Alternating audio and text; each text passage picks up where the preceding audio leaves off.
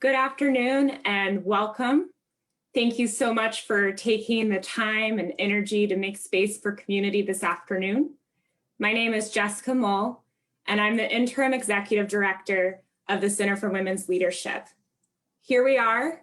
I'm thrilled to be in the middle of Women's History Month, launching our new quarterly event series, How Women Lead, where we will be inviting Oregon Femme leaders to discuss and share on their experiences and work.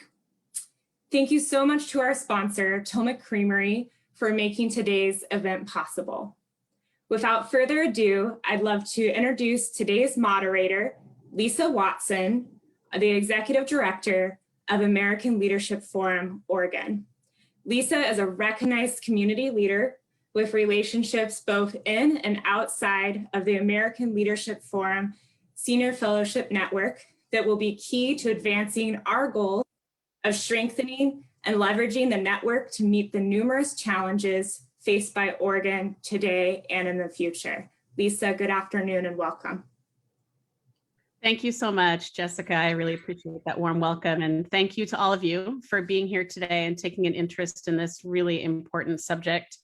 Important always, but even more so in this current time that we're in, particularly regarding Indigenous health. I do want to take just a moment, though, to acknowledge the other time that we're in, a time of violence, a time of very disturbing news coming out of the southeastern part of our country in Atlanta, Georgia, with the killing of a number of people of color, women working to make their living and tragically lost their lives.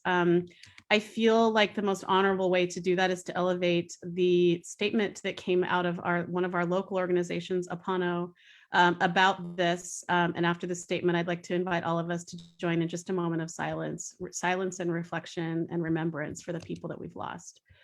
In Apano's statement, they share, heartbroken, enraged, devastated. We're reeling from the painful news from the Atlanta area yesterday and grieving the 8 lives that were lost, including 6 Asian women, by acts of gun violence. To the victims and their loved ones, to API communities and partners on the ground in Georgia, we are with you and we're sending our condolences and support. The details of what happened are still unfolding, but for weeks and longer, we've been alarmed by the escalation of anti-Asian hate and violence. We must also be explicit that this violence has disproportionately impacted API women, that gender-based violence is as much at play in this pandemic of hate as racial violence. The tragedy in Atlanta especially points to the racialized sexual violence Asian women face in this country and globally.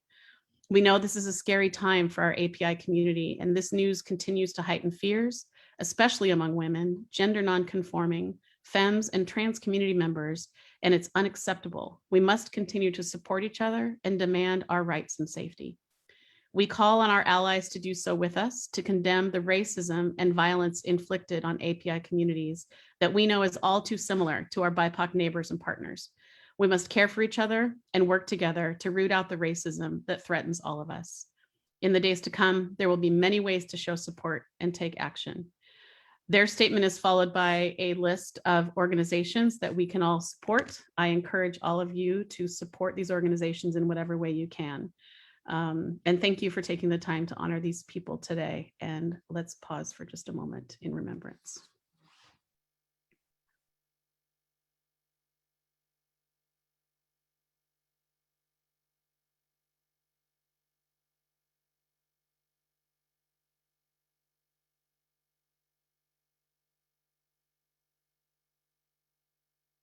Thank you very much for that.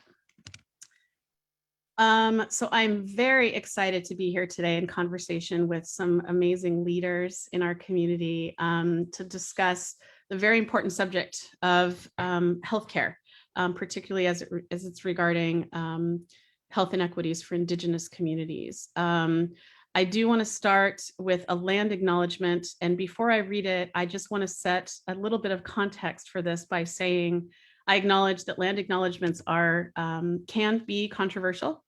I want to acknowledge that the individual Indigenous people have complicated and very different feelings about land acknowledgements. For me personally, I appreciate the effort that land acknowledgements bring forward, and I take that further by challenging all of you to engage in acknowledging lands where you live and work, taking the extra step to educate yourself about the people and the history of the Indigenous people who have stewarded the land on which you live and work. So I would like to invite people to take land acknowledgements a step further than you may traditionally, by really digging in and learning about the people that I'm about to talk about. What we now call Portland, Oregon and Multnomah County are the traditional lands of the Multnomah, Cathlamet, Clackamas, Cowlitz bands of Chinook, Tualatin, Kalapuya, Molalla, and many other family bands and tribes who made and continue to make their homes along the Columbia and Willamette River. Today, people from these bands have become part of the Confederated Tribes of Grand Ronde, the Confederated Tribes of Siletz, as well as the Chinook Nation and Cowlitz Nation in Washington State. Because of forced displacement and US federal government relocation policies, Portland has the 9th largest Native American population in the United States. It's important to acknowledge the ancestors of this place and to recognize that we are here because of the sacrifices forced upon them. In acknowledging these communities, we honor their legacy, their lives, and their descendants. The Hatfield School is the academic home of the Institute of Tribal Government and Certificate of Tribal Relations, which is working in ongoing stewardship with our sovereign tribal nations. And again, I invite you to educate in active education and reflection about the lands upon which you live and work. Thank you for that. Next, I will invite our panelists to join me on screen. I'm very excited to introduce our two panelists today, and we're going to ask each of them to introduce themselves so that we can invite them to share their identities. So I will start with Siadam Edmo. Siadam, please introduce yourself. Hi, everyone. Hi, Lisa. Thanks for having me. My name is Siadam Edmo. I'm Shoshone Bannock Nez Perce Yakima, but more accurately, my people are from Celilo Village, which is about 90 miles east of where I currently live with my husband, James, our 3 children, Siale, Imases, and Miasawen, and my parents, Ed and Carol Edmo. Yeah, I think that's all I'll say about who I am. Thanks. Thank you, Siadam. It's great to see you. And then next, I'd like to introduce Melissa Robinson. Melissa, please introduce yourself. Thank you, Lisa and Jessica, and such a warm invitation to this event. I appreciate it. So my name is Melissa Robinson. I am a descendant of the Confederated Salish and Kootenai tribes in Montana, and I live in Oregon now, and I have for about 14 years. My experience is as a registered nurse. I've been a nurse for about 30 years. I have worked in a variety of settings, acute care, but mostly community-based settings in the community, working in tribal health, as well as in hospice and palliative care for most of my career, and then also in nursing education. So I've taught at Salish Kootenai College in my home community in Montana, which is a tribal college, and actually is just now launching the first tribal bachelor's in nursing program. They've had an associate degree program, but they're the first in the nation at a tribal college to have a bachelor's degree program in nursing. So that's super exciting. So yes, I want to just celebrate with them, but also just recognize what a difference that's going to make for health and for families and communities in Indian country. So that's a super big deal. And so I live in Oregon now. Like I said, I teach at the University of Providence, which is in Montana. So I'm a division chair and faculty member there, but I do that from here. And then I also, my background here in Oregon is also with Linfield College School of Nursing. I taught there for 12 years and have worked over the years at Providence facilities on the clinical side as well. So I live just outside of Portland in Newburgh with my family. I have 2 boys in their early 20s and 2 Australian Shepherds. And so we're just a regular family, but this is a great opportunity. So thank you for asking me. Yeah. Thank you. Thank you both so much. To set a tiny bit more context, I just want to go into this conversation for our audience by mentioning that one of my leading values is once we know better, we must do better. And so in our conversation today, I would invite our audience to consider what you can do with new information that you take in today and how you can turn that into action into your own life and in your own communities. So I want to start, if I could, with both of you, Seattle and Melissa, just talking about definitions. Shared language is very important in making sure that we understand words that we're using and that we share the understanding of those is really helpful. One of the things I would love for you to discuss is just the kind of the definition or differences or similarities between the terms health disparities and health inequities, and just talk a little bit about how what your understanding is of those terms. Siadam, do you want to go first? You're nodding, so I'm going to take that as a yes. Yes, thanks. And, before I get into my thinking about this, just a little bit of background on kind of how I'm showing up to this conversation around Indian health. I'm not a health practitioner. In fact, I usually describe myself as a proud college dropout. But I love working on things. I love, I think it could best be described as operationalizing our traditional values into how we do our work, whether it's in business, in private sector, public sector, and the nonprofit and philanthropic world. But my limited experience in working in medicine was as the Diversity Achievement Coordinator at OHSU, which is for a time, my gosh, I think it was like 15 years ago. But it definitely, informed my career and how I think about safety and health and what does it mean to be a part of a healthy family, healthy community, and healthy tribal nation. So for me, I much prefer the term health inequity over health disparity, because I feel like disparity makes it seem like it's a kind of a foregone conclusion, like this is just the way it is and we ought to accept it. Whereas a disparity is something I think, or an inequity is something that you must make equitable, like it's kind of embedded in the word and how we think about it.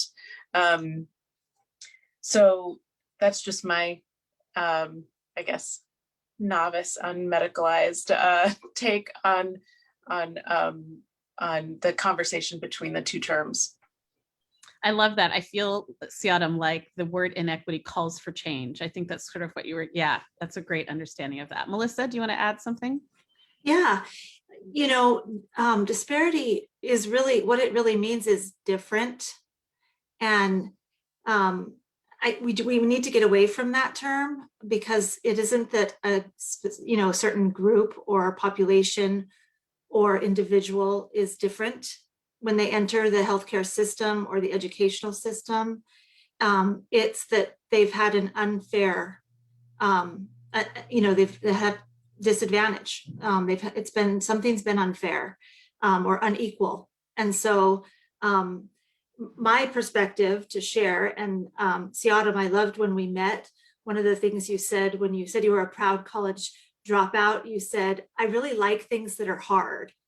And that I've been thinking about that since that day. And I can relate. Like I kind of choose some hard things, and I'm never disappointed, but it's always seems like we're kind of, working on behalf of people. So I think we've chosen things that are important, but they're not always easy. And so health disparities is something that's really ingrained as a term in the healthcare system and as we teach, and I teach in nursing education. So it's a term that I still use myself. And so I'm trying to change that.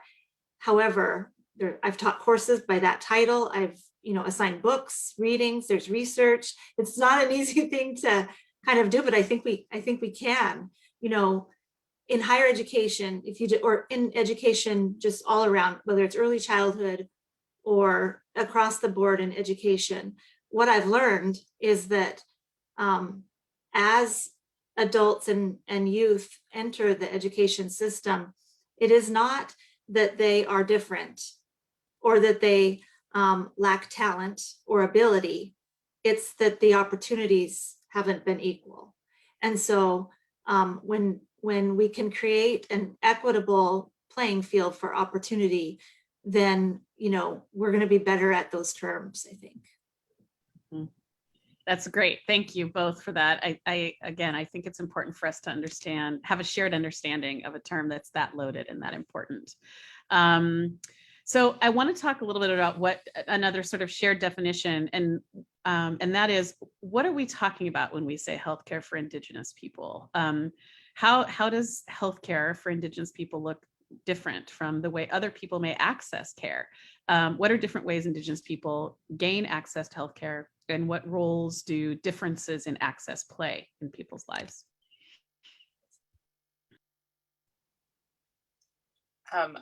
I'll chime in first again. For me, I like to, specifically when we're talking about this question, like to take a step back and talk about some of the system issues and some of the things that I think about that are in play when we talk about health outcomes or healthcare of tribal people. And for me, that points to Indian health services first. And also, you know, healthcare is one of those things that has been a common element of treaty and trust responsibility, right? The commitment to provide healthcare for tribal people and when those treaties are entered into.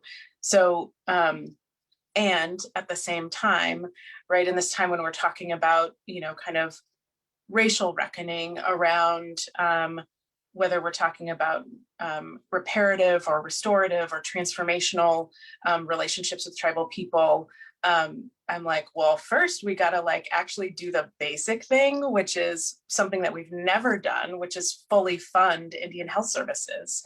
And for me, I think some of the issues in play when I think about why that happens, why it happens at the federal level, you know, with the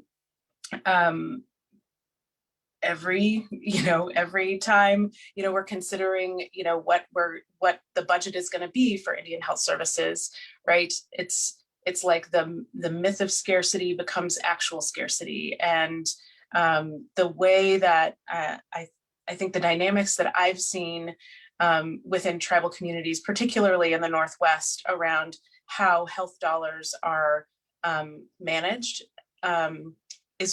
has really troubling, I think, reverberations throughout Indian country, right? So usually what happens is a particular tribe, and it's the way that I understand it, if it's wrong, I'd love to be corrected, but the way that I understand it is that tribes are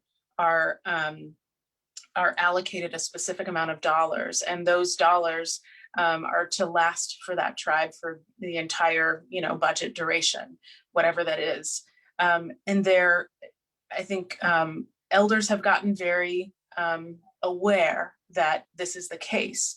And I've heard stories from, you know, up at Colville, down here in Oregon as well, of elders that will forego care just in case a younger, you know, family member, community member gets very ill, that they'll, or some tragedy happens and somebody needs to be life flighted someplace or go someplace else, that those healthcare dollars will be used on younger populations, and older populations will say, I'm okay.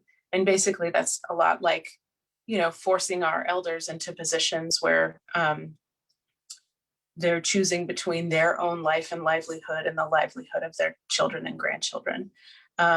And these are really upsetting dynamics, right? So, and the fact that non-Indian people, right, treaties they're not for Indian people. right? Treaties actually diminish our rights as Indian people. Treaty rights are actually, the whole purpose is to give and maintain the right to govern, live, and do business on Indian land, if and only if these promises are kept. And they haven't been. And it is evident through the poor health outcomes of Indian people. So, and I'll let Melissa kind of talk about the, I guess, more detailed about issues, but I wanted to first kind of give the, like, what's happening at the bigger systemic level and how it can really impact individual tribes, families, et cetera. And decisions, right? And decisions. That's yeah. huge. Yeah, thank you. Melissa? Yeah, I'm glad you mentioned, and that's a very accurate, based on my experience, that's a very accurate structural description. And, as you spoke about the elders, it took me back to my grandma's living room. Like literally, I can remember the chair I was rocking in as she was telling me that she got a letter from Indian Health Services. And this was probably 15 or so years ago now, but she said it was a description to beneficiaries, to those that were accessing service. And that I grew up on Indian Health Services. That was my access to care as well. So they got a letter, though. Elders are the adults around us, or I'm not sure how that worked, but it was literally a description that you do not access care unless it's life or limb, like those words, life or limb, because it was mid-year or mid-budget year or something like that. And so there was this like written letter that went out that said those things. And so she was clutching it and asking me what that meant. Like literally, how do I access healthcare if I've already died, or I've already lost, or is losing a limb the only reason I can go in? So it was literally discussion like that even as a nurse then I couldn't even answer that to my own grandma, because it was so limited and so scary. And so it was, to her, it was a warning, and it was it eliminated her ability to access that support and service. So those messages are really strong, and they're cake, built into the cake sort of how we access care and how we communicate about it. Some of the other things, just within, as a healthcare professional and within the healthcare system, a barrier that is out there that we face is the idea that Indigenous people have free healthcare. It's all just free, and it's just, and so there's no that eliminates, if that's the belief or that's the structural piece, then it's so hard to sort of combat that with actualities and stories and real sort of qualitative experiences of what it's really like. And so so that's a barrier, I think, that is something that we have to work to overcome. And the choices, the choices are really important, because people also make decisions about choices they make for themselves and their family members based on how they're treated, or how they feel like they've been sort of marginalized within the system. So I think we shouldn't talk about what that healthcare is like if we don't talk to them about what their needs are. And so I think, being able to communicate with people and really listen when we ask questions like, what has your healthcare been like? What has this been like for your family? I think that's an important starting point to get to try to bring those barriers down. Mm-hmm.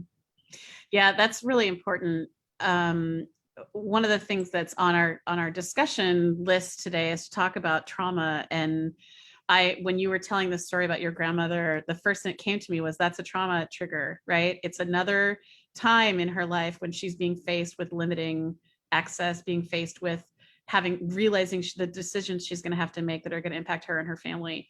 And people, I think, oftentimes don't think that a letter can induce trauma reactions, but of course they can. You know, it's another communication from dominant culture that you don't matter. So thank you for sharing that story, Melissa. Siadam, did you want to add something? Yeah, and I think in particular, as it relates to reproductive health care, one thing that I do want to mention in particular that impacts women and people with wombs who access Indian healthcare services, it still is IHS, and their policy is still governed by the Hyde Amendment. So meaning that you can only access abortion if you have experienced rape or incest and have proof of that. This is something in particular that I'm really passionate about and have studied a lot. And in fact, I had a public records request out to Indian Health Services to understand. There had been a study about how many abortions had been accessed by folks in Indian healthcare services or contract care services, because that's another way. Oftentimes there aren't enough doctors or service providers in Indian, like they're under staffed in many places around the country, Indian healthcare clinics. But so I looked at some of the numbers that were reported in the first, 20 years or so of the Hyde Amendment, and literally there were only 27 abortions performed nationwide for Indian people through either IHS or IHS contract care services. And we don't know the numbers. I did a public records request. It went unanswered for many years. And finally, 4 years later, it was like, we closed this, we don't have any information, which I know is silly. And I may just contact my lawmaker and say, look, I need this information. I have the position that, I am of my position is abortion is healthcare. And I think in particular, this is a really hard issue in and amongst tribal communities, right? When literally the future of Indian country is not only in our hands, but in our wombs. And after we have experienced histories of forced sterilization, the obligation sometimes felt by Indian women to reproduce the next generation of tribally enrollable people is very high, and it's very real for all of us. But not to have reproductive autonomy is also really tragic for many Indian women. And I think it's something that we definitely need to talk about. The fact, the data point of 27 abortions performed nationwide over a 20-year period, only 27 qualified, says something really troubling to me, in that the group of women, right? We all, I think everybody in Indian country was watching the Violence Against Women's Act and, what was happening with tribes advocating for that piece of legislation and for tribal women to be included in that. It doesn't make sense to me, right? We are the population that experiences the highest rates of rape and incest, yet we only qualified for 27 medically, necessary abortions over a 20-year period of time. That tells me that we are not serving our people, that other things are at play, and some of them very, I think, internal to our own, right, pressure of that we put on women to reproduce the next generations of people, but also external pressures and policy of the US government. Mm-hmm. That's amazing, Siadam. Thanks for doing that advocacy. It also begs the question, or leads into the question about culturally specific care, right? That there's the value of being seen as a whole human in your healthcare is something that is an intrinsic right, should be an intrinsic right. And your racial identity is, of course, a part of that. So can you, either of you or both of you, talk a little bit about, in your experience, personal or professional, the value of having culturally specific healthcare? And if either of you want to talk about the difference between culturally specific and culturally, oh gosh, I just lost the term, not informed. Responsive, competent. Responsive, yes, thank you. And as far as who's delivering and the cultural identity of people delivering care, that would be great too. But just commenting on culturally specific care, please. Yeah, I could start if, and culturally sensitive is another one. Those are great opposites of culturally. I consider culturally specific to be a risk, really, because and you know, many of us in healthcare have learned this way, and textbooks sometimes tell us this is the way that for Native Americans, this is what they like. These are their preferences. This is how they, this is what their faith is. This is what they believe. For, you know, Hispanic Americans, this is what you want to assess for, that kind of thing. That's culturally specific healthcare. And that takes away the ability for us to individualize care. It risks making assumptions and stereotyping. It actually risks safety and quality.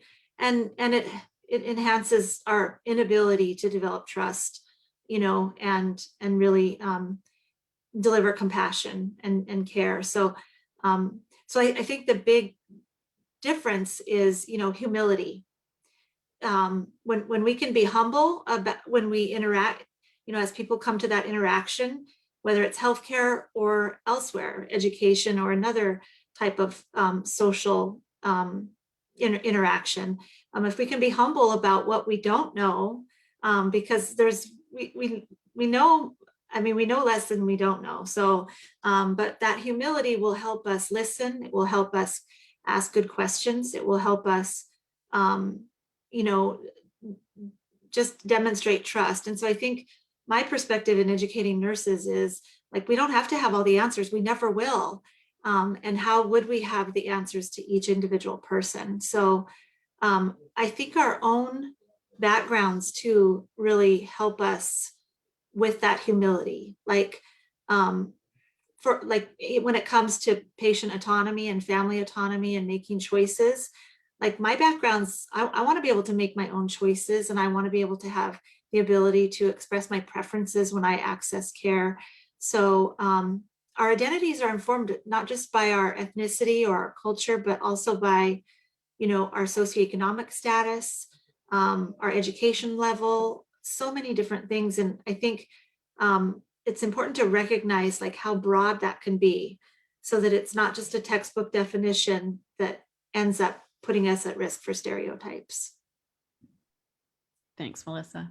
I mean, the only thing I'll add to that is that I absolutely believe that I think it used to be taught that culture really was a barrier to the health and wellness of a person, especially if you were coming to the, you know, coming as a non-Indian, you know, healthcare provider to an appointment with a tribal person. But really, when we think about, you know, health and well-being, right, it is in the context of, you know, who you are, your family within your tribal community. Like that is like where you will experience, where I believe many of our communities experience their best health, right? It's the first foods and diets that we have. It's that have sustained our people for thousands of years.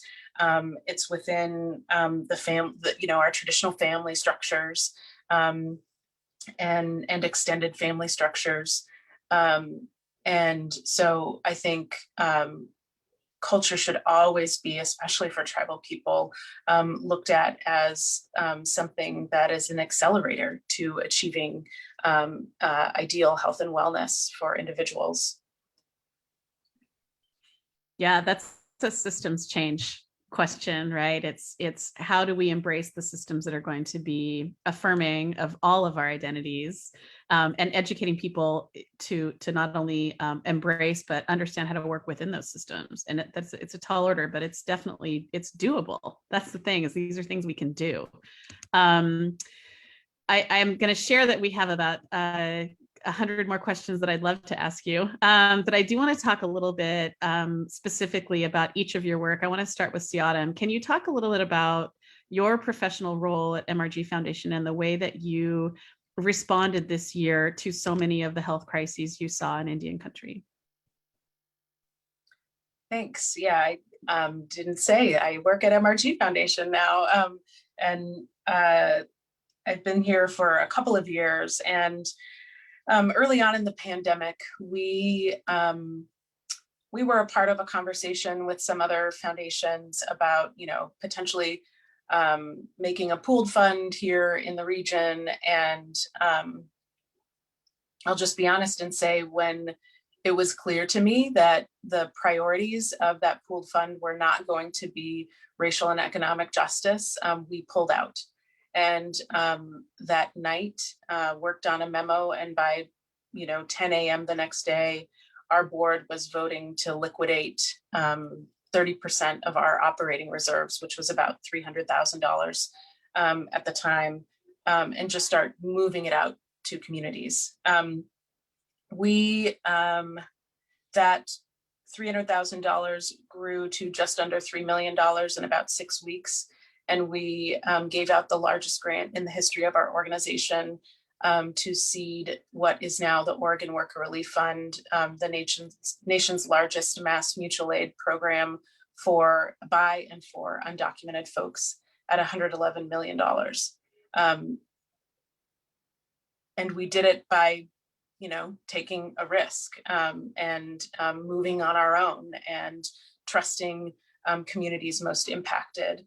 During that time, we also established 2 community funds that benefit directly tribal communities. One is the Choosh Fund, which was actually started in 2019 following the water main break in Warm Springs.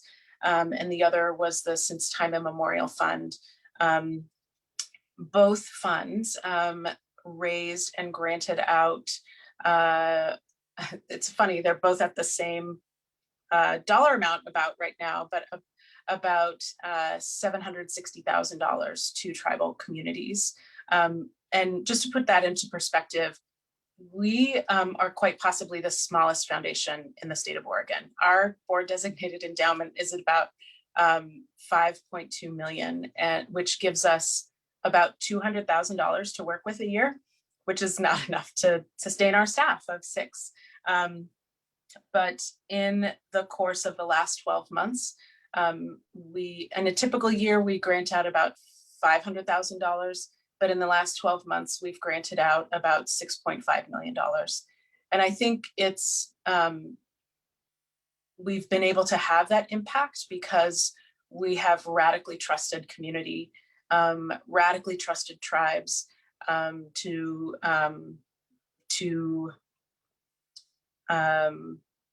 create the solutions that they need right now, and to keep their folks alive, really. I mean, it's really come down to that. That's amazing, Siadam. Thank you for the work and for sharing that with us today. Melissa, I'd love to dig a little bit deeper before we move to audience questions in just a moment into a subject we could spend literally years talking about, but could you touch briefly on the concept of trauma-informed care? I know this is an area you work in, and the importance of, particularly in tribal communities, the importance of being aware of and focusing on trauma-informed care. Yeah, thank you for raising that. I have done quite a bit of work in this area. This is a concept that has come up new, thank goodness, during the years of my practice in nursing. It's been more recent. There's been studies on trauma and adversity, particularly in early childhood, that kind of in the 90s that really started informing us. And more recent research and study and efforts to develop interventions that are trauma informed. And so I've been fortunate enough to be able to integrate that into courses that I've taught and into practice settings where we can utilize some models. And backing up just a little bit, I was super lucky back when I spent time at Salish Kootenai College. I was able to work on a project that was funded by the American Indian College Fund, and it supported activities, outreach activities for health promotion in the community, focused on reducing diabetes and heart disease in Indian country. And that was very specific, but it led me to do a variety of activities, like participate in clinic, do some health promotion teaching at the tribal high school, home visiting for diabetes care and maternal child care. So I was able to do such a community assessment that I really realized, like, I need to change the way I teach, or I need to learn better how I teach. And so luckily I was able to be mentored by Felicia Hodge, who is a Native researcher who works at UCLA as like the lead for American Indian Studies. And I haven't talked to Felicia in a long time, but she was so good, and she was such a great mentor in terms of like helping me sort of listen and understand. And so she actually kind of mentored me in the use of talking circles, traditional talking circles, for the purposes of health promotion. And it was a way to kind of put myself in the learning mode for the people that I was, either going to teach or going to treat related to healthcare. And so I did that with nursing students, and I learned more about their families and what they were experiencing. And that informed the class I developed, on health issues. And so, I've taken that over the years into these different areas. And when I started learning more about trauma-informed care, it took me back to that, like creating a space for people to share and teach you what they need. And then you using your skills to kind of develop that. And so that was kind of the background that made me like really, really interested in that. So being trauma-informed means that you operate with the approach that more people have experienced trauma than have not. And so, approaching them with a wide sort of idea of what that might have been. So trauma is, some of it's very obvious, like the things we can see about trauma, the violence or the, homicidal violence or things like that are very obvious to us that those are traumatic. There's invisible trauma that is less seen, and it can be individual, it can be generational, it can be familial, it can be repeated down in cycles. And so for me, like helping nursing students really understand what trauma is, it can be have a child that has a parent that's incarcerated for their childhood. It can be being hungry, or being a parent that can't afford to feed their child. Those things are traumatic. COVID has been traumatic. It's been traumatic for healthcare workers. It's been traumatic for community members. It's just a level of trauma that we haven't really seen in our lifetime. And so, so part of that is defining, what broadly what trauma is and helping people understand that. And then approaches in the healthcare setting or in the educational setting would be designed to create that space for listening, for privacy, for involving families if that's what individuals want, and really making the assumption that they bring all those experiences that they've had to that interaction. And how do we create a sensitivity for that so that we can be, often it's not the patient or the student or the client, it's often not their issue, it's often ours. And so we have to make sure that we provide that very open level of understanding that will help us learn what they need from us. So does that answer your question, Lisa? I'm not sure if that's I did. Great. And like I said, that's one of those things that we could spend days, weeks, yes, right, talking about, right? Particularly when we get into the issue of generational trauma. I think it is such a misunderstood area that I personally have spent a lot of time just doing my own research into, because not only does it fascinate me, but I've become so aware of how that shows up in people's lives. And so I try to be as mindful of the fact that that's often going on for people in my interactions with them. I just think trauma-informed interaction is something that I think everybody should learn about, because it's a way that we can be such better humans and more compassionate humans with one another. So thank you for that thumbnail sketch of a really deep issue.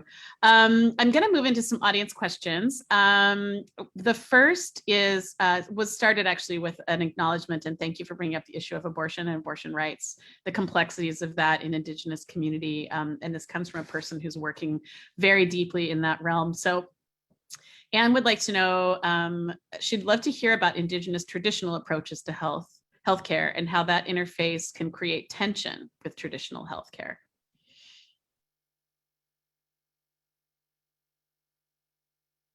I'll let you choose. I think she's looking at you, Melissa. Yeah, I'm thinking she is, but I didn't want to jump in, Siadam, and take, because I would talk last. But so traditional, we don't want to assume that someone has a traditional view, but we definitely want to ask people what is traditional for them, or what their preferences are. And so sometimes that can be different than what we can accommodate, depending on the system, whether it's home visiting or in the hospital or something like that. But after working in end of life care for so long, one of the things that I will often say to people, all people, just from any background, is, what happens in your family when there's a crisis? How does your family handle things like this? What do you like to do? Or what rituals do you have when someone is experiencing an illness, or when you have a celebration? What are those traditions? Because knowing that will help me understand what I can do to help, And so I think that healthcare, in ways, we're getting better at accommodating some of those traditional practices, but we certainly want to make sure that we're always avoiding assuming that they won't work for us. Visiting hours in hospitals, that's a big one. We've moved along, and the sort of the number of visitors, we've moved along to understand that people heal better and they are more comfortable and they do better when the people they love are around them, no matter who that is. They get to define who their family is, they get to define who they need, and that kind of thing. So being more open and inclusive is where we're going. And I am seeing signs that that's improving. The word that keeps coming up for me as you talk about that, Melissa, is self-determination, right? Being able to have our own agency to decide what's for us personally when it comes to our healthcare. And I think that, I think about some generations in my family that have traditionally been of the mindset that, well, the doctor knows best, right? Or my doctor knows what's best for me. And really challenging that is hard especially for generations before me. I have, my grandmother would never have questioned her doctor, right? But I spend all my time questioning mine. And so I just think that idea of self-determination is so important for medical care providers to focus on. It's really important especially for communities that have been victimized, traumatized, and harmed by the profession itself. So when we ask those questions, what is this like for you, or how has your experience, with your cancer treatments been for you? How has that been? The shoulders come down, the mood changes, the trust enters the room in a way when we can do that. And so it's disarming, and people are sometimes surprised, but that's the easy part. Like being human like that, I feel like that's the easy part, and we can do, like you said. Yeah, it's doable. Yes. I'm going to direct this question to you, Siadam. There was a question about, as communities who experience things like physical and emotional violence, harassment, oppression, what are ways that we can take care of ourselves emotionally and physically when we are facing these challenges often in our day-to-day life? Are there any things that you do or that you know of that people do that you think are really healthy ways to care for themselves in those, maybe after an interaction like that? I will say, come to a lot of this work through a community organizing kind of background and grounding. So, and that often has, right, you're dealing with policy issues where you're really debating your own humanity, and it's also playing out in the public sphere, right, the narrative around the news and how people talk about people from your community. So it can be doubly traumatic when all of that is happening. I would say building, and again, this goes back to organizing, building a strong network and community of folks who are organizing with you, who are, whether it's, you have the same role or job, but that you're leaving time to process with one another and talk about, one thing we just talked about it actually right before this webinar on staff, is that we all carry a number of workplace traumas with us, where we have experienced trauma in the workplace, whether we were working in predominantly white institutions, and our identity was being, I don't know, who we are was being commodified in a way that made us feel really uncomfortable. But allowing ourselves to there's something about being able to speak it that allows you to begin to let it go.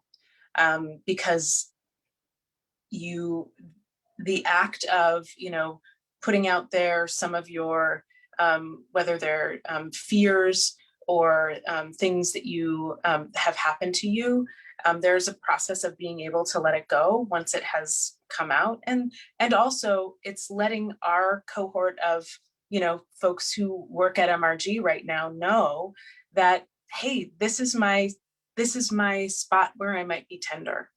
And so people know that about us when we come into a work situation.